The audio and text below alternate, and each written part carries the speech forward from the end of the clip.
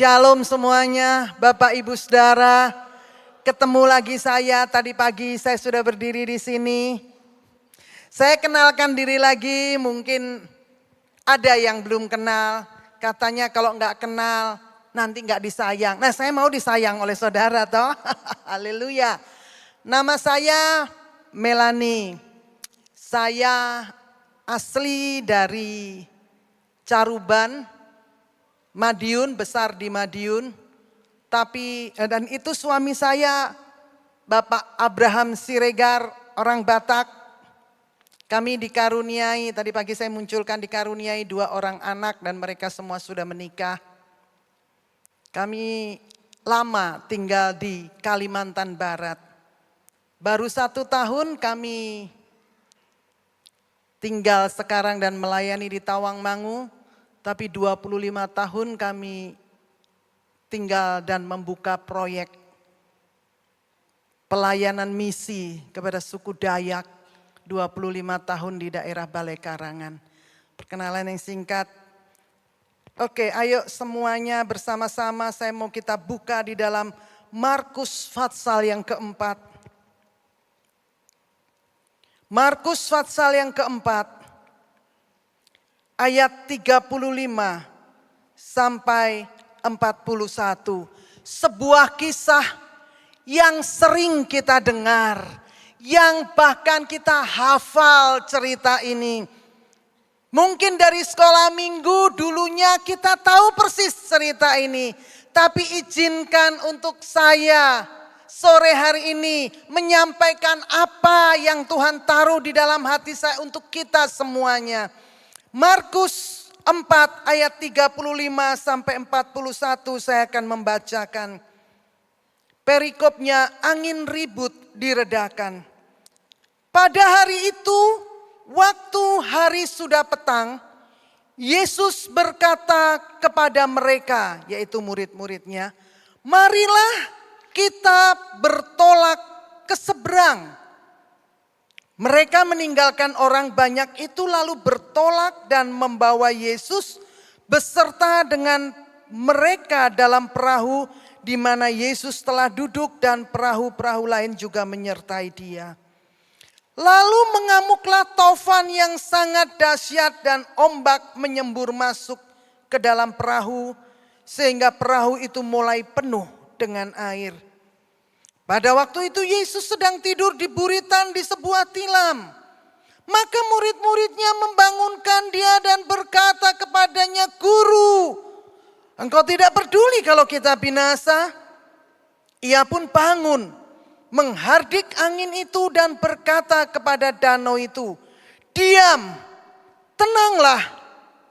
Lalu angin itu reda dan danau itu menjadi teduh sekali.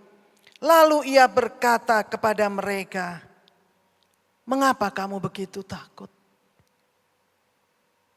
Mengapa kamu tidak percaya? Ayat 41, mereka menjadi sangat takut dan berkata seorang kepada yang lain, siapa gerangan orang ini?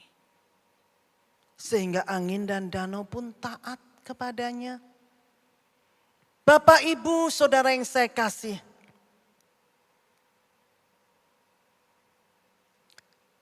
Tema yang ingin saya sampaikan, yang Tuhan mau kita dengar bersama-sama dengan judul, di mana kepercayaanmu? Di mana kepercayaanmu? Kita semua tahu kisah ini. Bapak, Ibu, Saudara yang saya kasihi, pernahkah engkau merasa dalam hidupmu engkau seperti berada dalam sebuah perahu yang kecil yang sedang dihantam badai besar?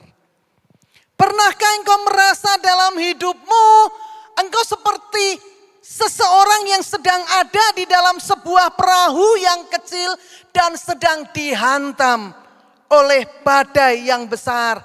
Angin bertiup kencang, ombak menggoncang dan serasa perahu kehidupanmu seperti hendak tenggelam. Di tengah kekalutan itu, seperti murid-murid Yesus yang tadi mungkin engkau berkata, Tuhan, aku binasa. Tuhan, perahu ini goyang. Tuhan, gelombang besar. Aku binasa.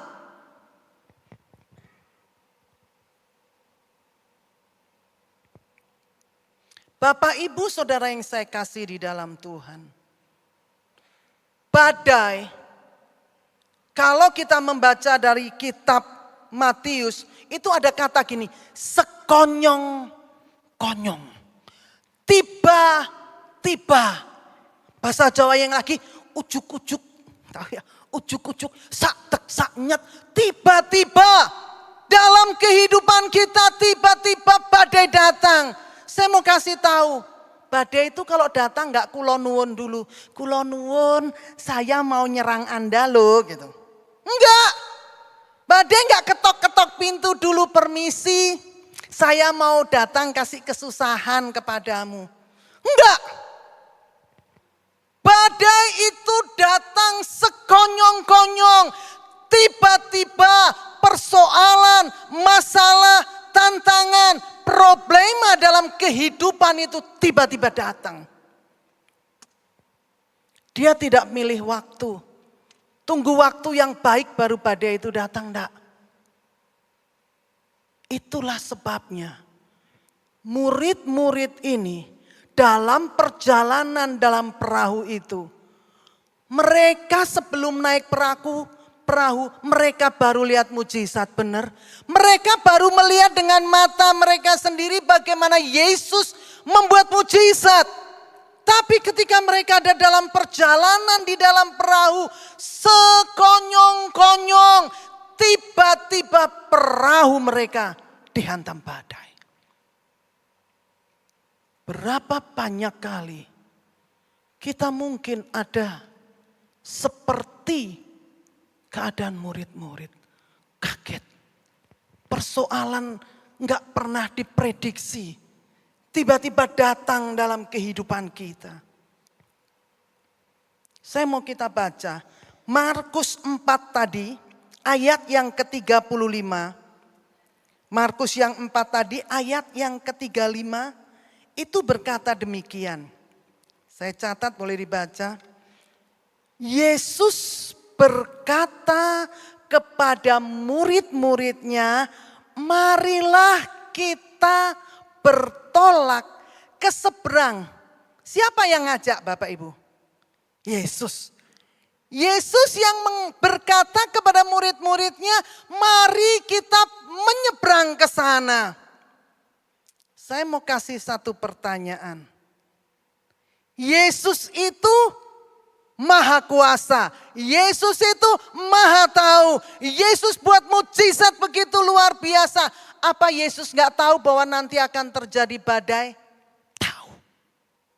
Dengar, apa Yesus gak tahu bahwa dalam perjalanan nantinya akan ada badai? Tahu, sebab dia maha tahu. Dan inisiatif perjalanan ini itu datang dari Yesus.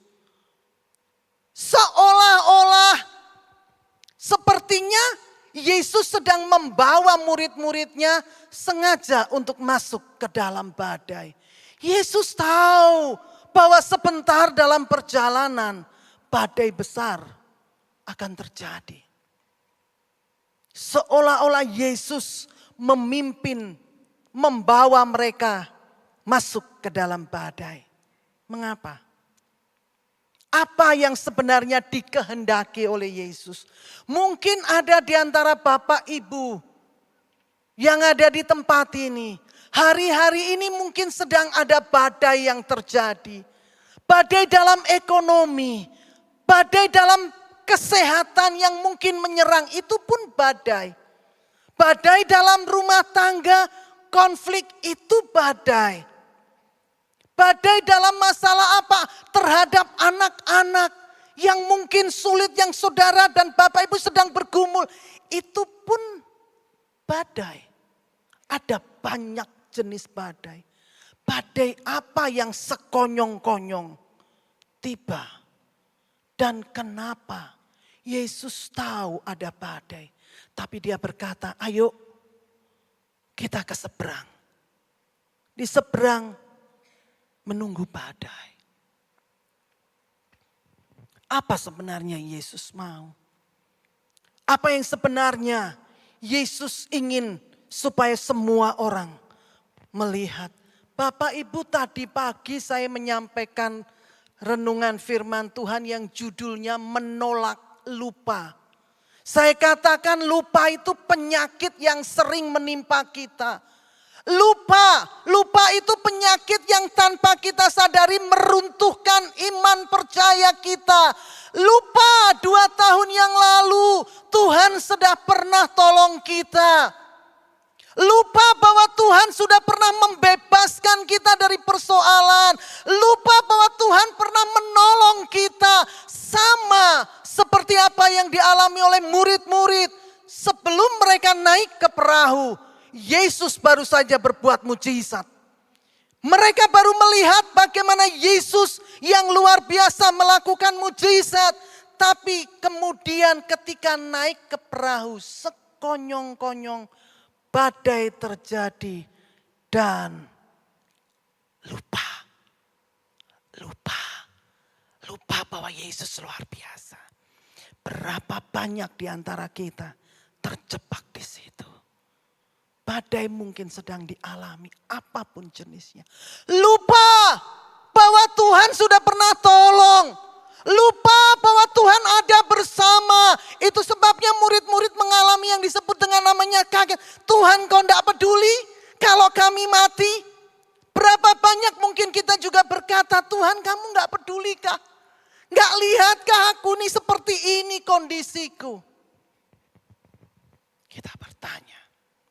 Apa sebenarnya yang dikehendaki oleh Yesus? Markus 4 ayat yang ke-40 berkata, lalu ia berkata kepada murid-muridnya, mengapa kamu begitu takut? Mengapa kamu tidak percaya? Nah, pertanyaan yang sama ini mungkin sedang ditujukan kepada saudara dan saya. Mungkin ada di antara kita yang sekarang sedang kehilangan rasa percaya. Sedang ada di dalam sebuah ketakutan, dan pertanyaan ini Tuhan sampaikan. Mengapa kamu takut? Mengapa kamu tidak percaya? Tujuan daripada badai yang kita hadapi. Tujuan daripada badai yang kita hadapi yang pertama adalah agar kita memiliki fondasi iman yang kokoh. Ibrani 11 ayat yang pertama berkata bahwa iman adalah dasar dari segala sesuatu. Iman itu dasar dari segala sesuatu. Ada kisah kan di Matius, orang membangun rumah. Saya bahas sedikit, saya sudah tulis. Membangun rumah, ada yang membangun di atas dasar batu, ada yang membangun di atas dasar pasir. Ketika sama-sama membangun, yang membangun di atas pasir gini, cek gobloknya atau kamu, habis waktumu, biayamu besar, niru aku ini loh. Gampang bangun di atas pasir loh, cepet. Loh kok kamu loh bangun di atas batu untuk apa? Butuh waktu lebih banyak, betul? Lebih banyak biayanya karena bangun. Prosesnya lebih sulit dengan dasar batu ngecor dan semuanya. Yang dari atas, yang bangun di atas pasir cepet, galinya cepet. Biayanya nggak besar, nggak perlu ngecor. Tidak butuh waktu lama. Ketika keadaan baik saja. Seolah-olah tidak ada perbedaan, rumahnya berdiri. Sama-sama rumahnya bagus, sama-sama bangunannya indah. Ketika keadaan biasa-biasa saja, ketika semua keadaan normal, bangunan rumah ini sama. Yang didirikan di atas batu, yang didirikan di atas pasir, semua megah. Tetapi ketika badai datang, barulah terjadi perbedaan besar. Ketika badai itu datang, bangunan kehidupan kita yang tidak dibangun dengan dasar iman yang teguh dan yang kokoh kepada Tuhan. Ketika sekonyong-konyong tiba-tiba persoalan mendera kita, tiba-tiba kita divonis sakit penyakit, seketika itu barulah kelihatan rumah yang dibangun di atas batu dan rumah yang dibangun di atas pasir. Alkitab mencatat ketika banjir besar terjadi, apa yang terjadi? Yang dibangun di atas pasir roboh. Kenapa Tuhan mengizinkan membawa murid-murid melewati badai? Tuhan tahu ada badai yang akan terjadi. Yang sedang Tuhan ingin bangun dalam hidup setiap murid-murid adalah supaya semua mereka punya fondasi iman yang kokoh, punya fondasi iman yang teguh. Saya mencatat dengar Yesus di slide berikutnya. Yesus lebih memfokuskan kepada iman daripada orang percaya agar menjadi kuat dan berani menghadapi badai. Lebih daripada mereka hanya senang melihat Yesus membuat mujizat meredakan badai. Mudah buat Yesus redakan badai. Mudah. Tapi yang sedang dibangun oleh Yesus, yang sedang dibangun oleh Yesus melalui badai yang sedang kita hadapi dengan jenis badai berbeda-beda adalah Yesus ingin supaya setiap kita punya dasar fondasi iman yang kokoh.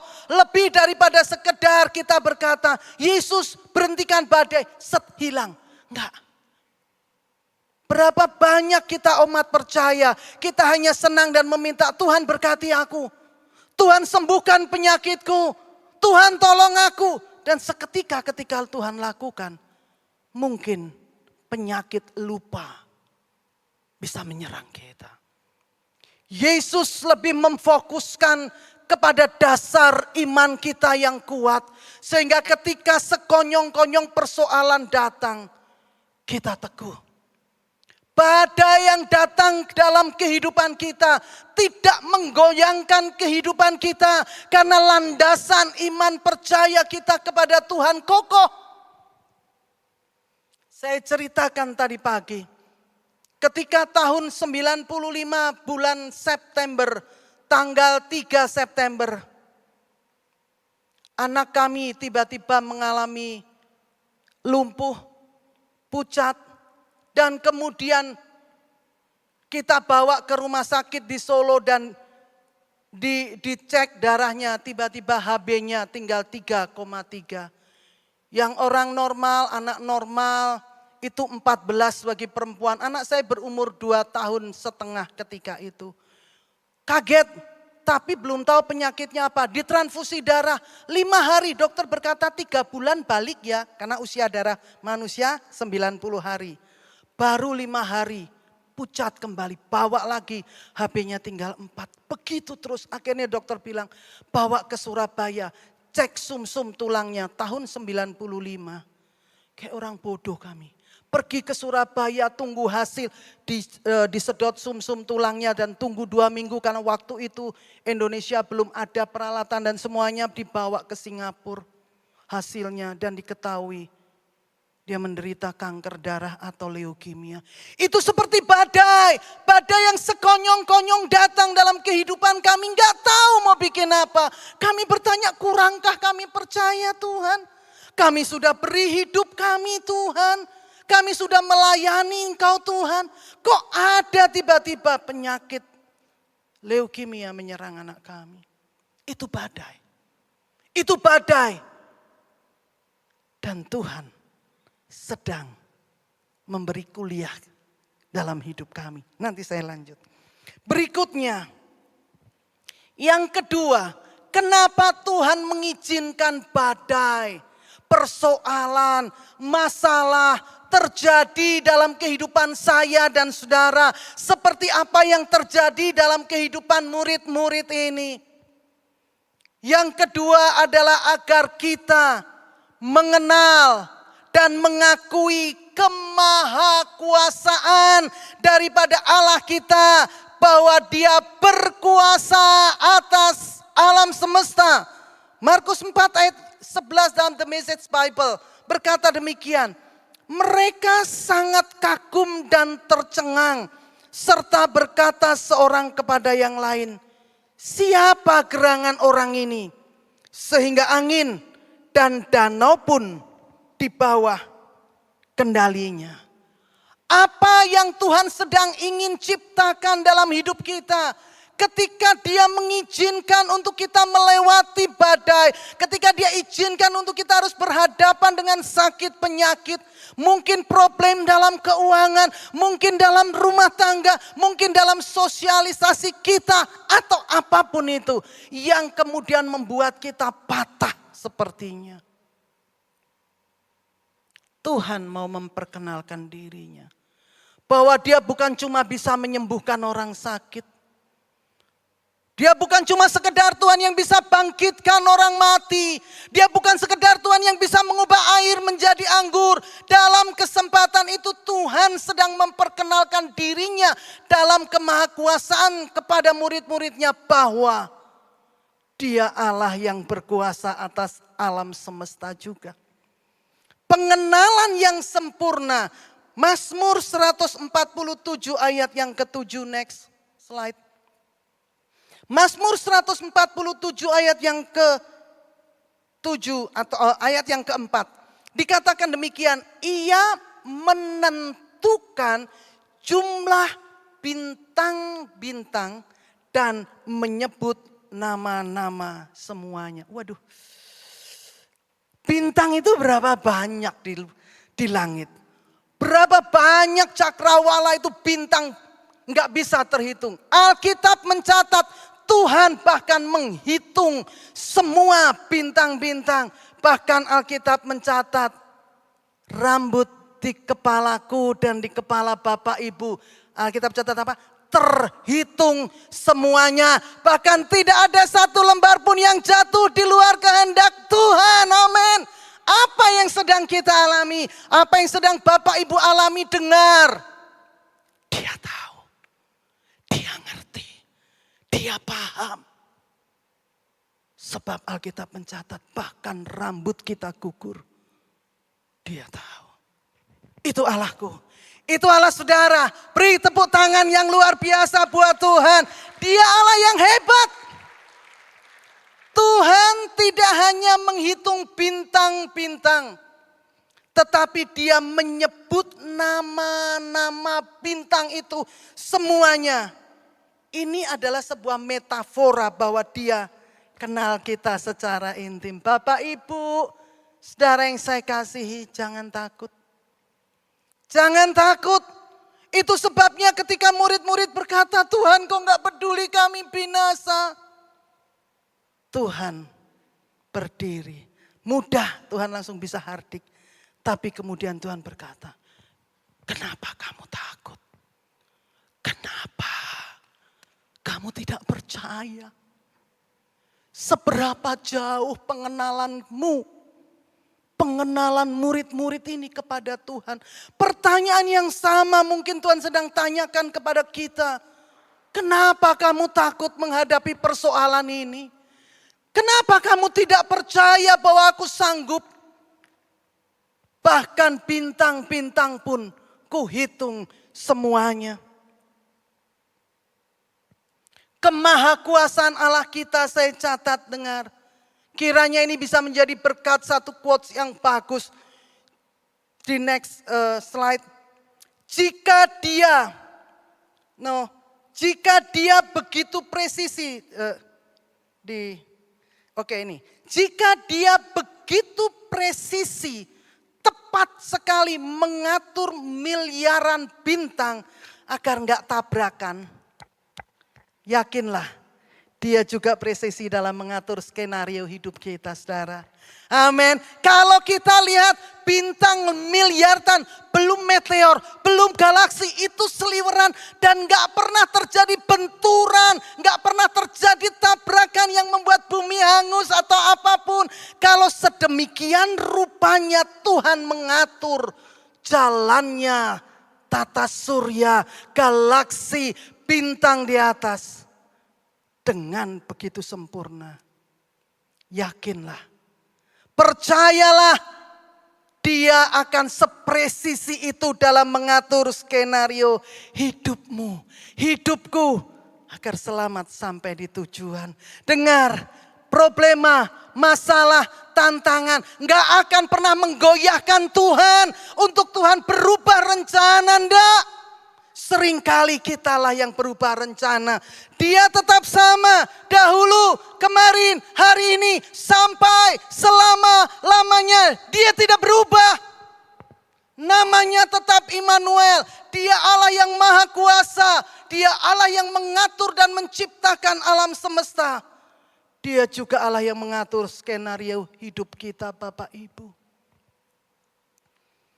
Ketika diizinkannya badai terjadi dalam hidup kami. Kembali cerita tentang anak kami. Tahun 98, tanggal 14 April. Anak kami meninggal setelah 2,5 tahun kami obati dengan cara bagaimana Tuhan mau kami masuk di sekolah kehidupan. Seolah-olah hampir menyerah. Tapi kami belajar untuk percaya kepada Tuhan karena biaya pengobatan yang begitu mahal. 49 juta lebih kami habiskan untuk membiayai tahun 96. Itu jumlah yang besar bagi kami seorang hamba Tuhan yang hanya melayani dengan pengabdian. Tapi Tuhan tidak pernah meninggalkan kami. Kami tidak tinggalkan hutang karena mengobati anak kami. 14 April tahun 98, anak kami meninggal di depan mata kami. Di kamar tidur, bicara kami berdua tentang surga, bertiga dengan bapaknya. Dengan bapaknya, anak kami terbaring karena semenjak dia sakit kami bicara tentang surga. Itu sebabnya pelajaran tadi pagi semua orang tua bertanggung jawab ajar anak-anak tentang Tuhan. Sedari mereka kecil ketika kami tahu anak kami menderita, kami bicara tentang surga. Kami bicara tentang Tuhan yang baik. Hari dia meninggal, hampir meninggal. Karena bisa ngomong, kami gak tahu hari itu dia mau meninggal. Kami tanya, namanya Cika. Cika mau kemana, nak? Ke surga. Cika gak mau disuntik. Dia takut disuntik. Karena 2,5 tahun hidupnya disuntik. Lewat punggung harus ditekuk, dibawa pengobatan ke Semarang 1 minggu sekali, 1 minggu 1 kali. Dan obat disuntikkan lewat tulang punggungnya. Dia harus dibius total. Kami aja merasa berat sekali dan berkata, Cika gak mau suntik lagi. Kami lihat dia sudah terengah-engah. Bapaknya peka terhadap Tuhan. Bapaknya bilang, Melani kita lepaskan, ayo kita serahkan. Saya berkata tidak, saya tidak akan mau doakan dia. Bapaknya bilang, ayo Melani kita lepaskan dia. Akhirnya papanya berdoa, saya tetap bersikukuh. Karena saya berkata, Tuhan gak bisakah buat mujizat? Sedikit aja, biar mataku lihat kau sembuhkan dia. Tapi pada akhirnya kami harus berkata, saya berkata, nak, cukupkah sampai di sini? Dia meninggal umur 5 tahun 1 bulan.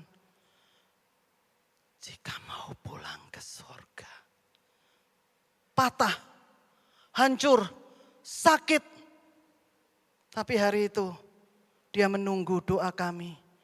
Ketika akhirnya saya harus dengan berat hati berkata, Cika pulanglah nak. Kalau memang kau ingin ke surga, kembali kepada bapakmu.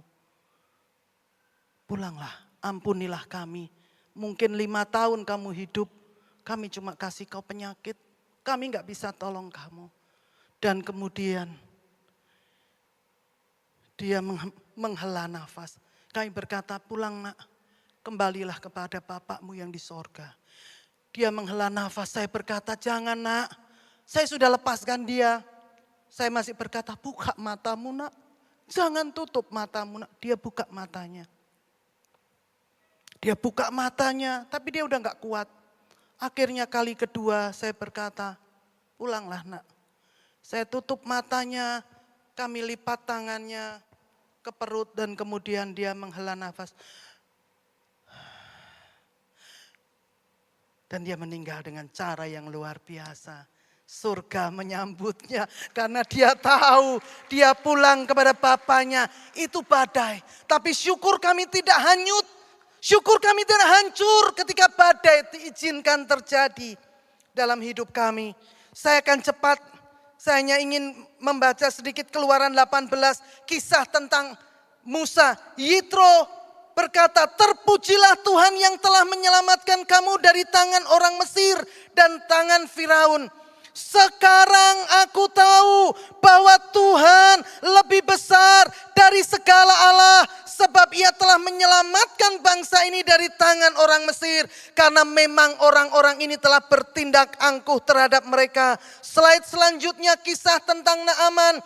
Dalam 2 Raja-Raja 5 ayat 15. Kemudian kembalilah ia dengan seluruh pasukannya kepada abdi Allah itu. Setelah sampai, tampillah ia ke depan Elisa dan berkata, sekarang aku tahu bahwa di seluruh bumi tidak ada Allah yang sama seperti engkau. Roma 8 ayat 28 berkata, kita tahu sekarang bahwa Allah turut bekerja dalam segala sesuatu untuk mendatangkan kebaikan bagi mereka yang mengasihi Dia, yaitu bagi mereka yang terpanggil sesuai dengan rencana Allah. Bapak Ibu yang saya kasihi, problema badai persoalan dalam kehidupan yang Tuhan izinkan itu supaya kita mulai belajar kenal Tuhan kita, tahu betapa hebatnya Tuhan.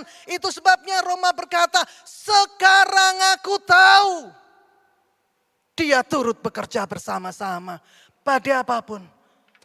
Itu Tuhan bilang, Tuhan hanya ingin menunjukkan kepada kita Dia berkuasa penuh. Haleluya. Berikutnya, bagaimana? Satu aja, bagaimana kita bisa lewati badai? Bagaimana kita mampu melewati badai? Sadarilah bahwa kita sedang berada dalam tuntunan Tuhan. Bapak Ibu, ketika Tuhan izinkan kita melewati badai, dengar, jalan seringkali Tuhan tidak membawa kita berjalan di jalan yang mudah. Dengar baik-baik. Mengikut Tuhan, Tuhan tidak pernah janjikan kita berjalan di jalan yang selalu mudah. Tidak, tapi Tuhan berjanji, aku akan membawa kamu di jalan yang benar. Mazmur 23 berkata, Tuhan menuntun kita di jalan yang benar, bukan jalan yang mudah. Tapi jalan itu adalah jalan yang benar. Jadi kalau ada di antara kita sedang ada dalam badai, jangan berkata ini salah.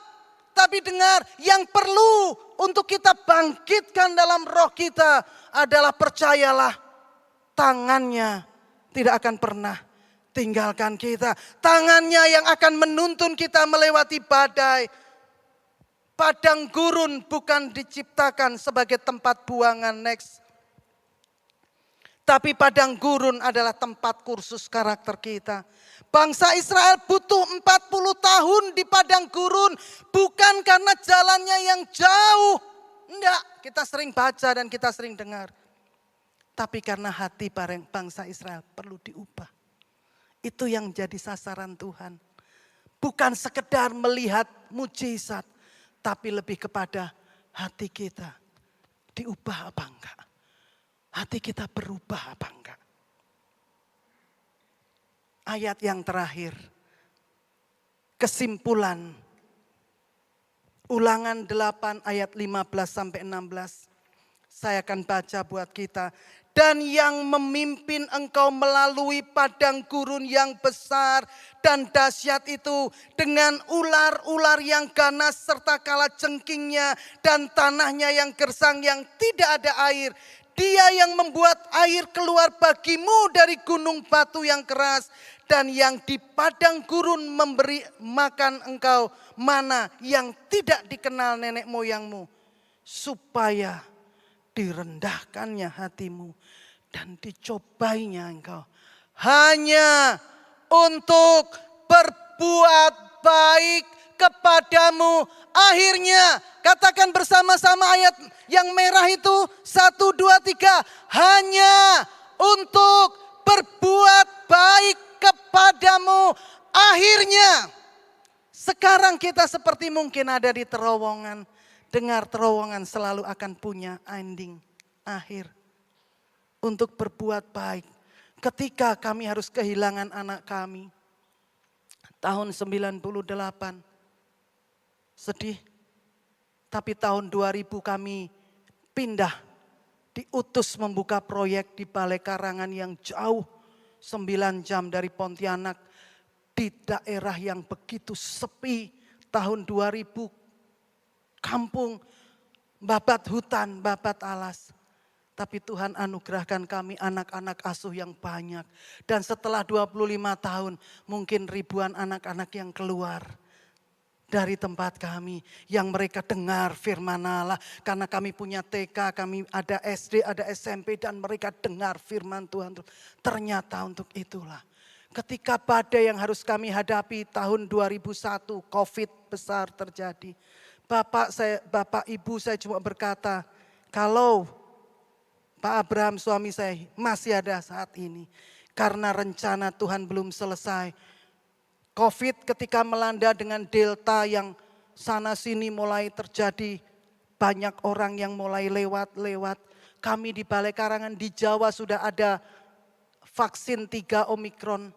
Di Balai Karangan vaksin 1 aja enggak ada. Di daerah kami di Kalimantan, saat vaksin yang pertama belum pernah nyampe ke sana. Jadi ketika Delta terjadi, COVID yang kedua, gelombang kedua, begitu banyak orang mulai kena meninggal. Salah satunya suami saya ada di dalam kondisi yang parah sekali. Kami tinggal di dalam ambulans, gak ada yang mau bawa pergi ke Pontianak dengan kondisi dia yang ada komorbidnya. Kemudian sudah dalam kondisi yang mulai sesak, saturasi oksigennya turun. Terus megap-megap kami, staf kami berkata, papi mami kami yang akan bawa pergi. Kami berkata jangan, ini kondisinya sudah benar-benar menular sekali. Tapi mereka berkata enggak, kami yang akan bawa papi dan mami pergi ke Pontianak. Mobil kami tutup dengan plastik apa sajalah. Mereka udah pakai APD dan semuanya pergi. Tidak ada satu rumah sakit pun yang mau terima. Penuh semua. Penuh semua rumah sakit dari yang paling murah sampai yang paling mahal. Penuh semua. Akhirnya saya berkata, oke, kali terakhir udah pergi aja kita di rumah sakit. Satu namanya Rumah Sakit Antonius. Tinggal aja di situ. Mau ditolak udah gak tahu. Gak mungkin Mbak pulang. Gak ada tempat tinggal di situ. Dengan kondisi yang sudah dipasang dengan ventilator. Kemudian diabetesnya dites udah 600 lebih. Tekanan darahnya 200 sekian. Bawahnya udah tinggi sekali. Saya cuma dikata 2 minggu saya berkata. Saya akan jaga di kamar itu.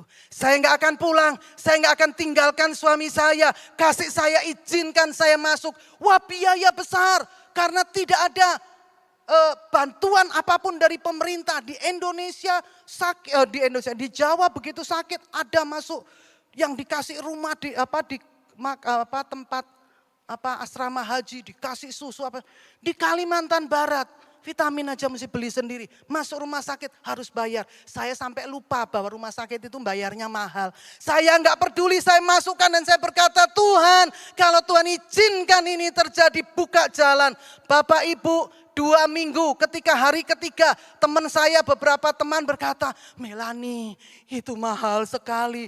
Cicikku baru aja maaf dipanggil Tuhan dan kami harus bayar 400 juta karena mahal banget. Saya sampai lupa, saya bilang gini, aku enggak tahu, udah enggak ngerti pokoknya aku masukkan sini. Saya cuma bilang Tuhan, ayo bantu aku bertanggung jawab. Hari ketiga dalam kondisi yang suami saya udah benar-benar masuk dalam kondisi yang kritis sekali. Teman saya bilang, Ibu Melani, saya dengar Pak Abraham bla bla bla. Iya benar, tugas Ibu doa. Saya tutup semuanya. Kasih tepuk tangan buat Tuhan. Kalau Tuhan izinkan persoalan terjadi, Dia yang akan membuka jalan bagiku dan bagimu. Amin. Saya undang pemain musik, singers, mari maju ke depan. Ada mungkin di antara kita sedang diperhadapkan dengan badai. Dengar Tuhan yang membawa murid-muridnya masuk melewati badai. Bukan untuk membinasakan murid-murid, tetapi Tuhan sedang menampilkan dirinya bahwa Dia Allah yang hebat. Tuhan mengizinkan badai terjadi dalam hidupku, dalam hidup Bapak Ibu, bukan untuk menjatuhkan kita, bukan untuk membuat kita kalah, tapi Tuhan sedang menumbuhkan iman kita sehingga kita tahu sekarang bahwa Allah turut bekerja bersama-sama untuk mendatangkan kebaikan. Saya undang kita bangkit berdiri. Saya mau pemain musik dan singers nyanyikan pujian ini walau gunung ini tidak berpindah. Tapi mulai dari awal jiwaku bertanya. Dengar waktu kita nyanyi lagu ini. Mungkin hari ini gunung sakit penyakit itu belum pindah. Mungkin hari ini problem itu masih ada dalam keadaan kekurangan. Sakit itu belum diangkat dan belum disembuhkan. Persoalan masih ada. Dengar yang Tuhan mau. Dasar iman percaya kita kepada Tuhan semakin kokoh. Dia tidak berubah.